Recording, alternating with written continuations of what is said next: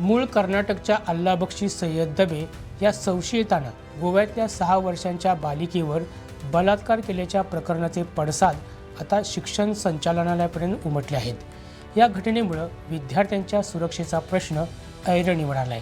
त्यामुळे शालेय मुलांची वाहतूक करणाऱ्या खाजगी वाहनं तसंच बालरथ किंवा शाळेच्या वाहनांवर चालक आणि वाहक म्हणून काम करणाऱ्या सगळ्यांचीच पोलीस पडताळणी करावी असा सक्त आदेश शिक्षण संचालनालयानं सर्व शाळांना जारी केला आहे।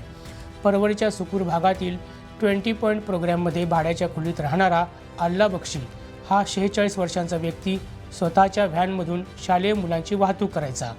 याच व्हॅनमधून जाणाऱ्या 6 वर्षांच्या शाळकरी मुलीला त्यानं स्वतःच्या घरी नेऊन बलात्कार केला अशी तक्रार मुलीच्या पालकांनी पोलीस स्थानकात दाखल केली आहे। या प्रकरणी त्याला अटक करण्यात आली होती। तसंच सुकूर पंचायतीनं त्याच्या कुटुंबाला त्वरित गाव सोडण्याची नोटीस देखील बजावली होती। या घटनेनंतर आता शिक्षण संचालनालयानं सर्वच शाळांना महत्त्वाचा आदेश जारी केला आहे।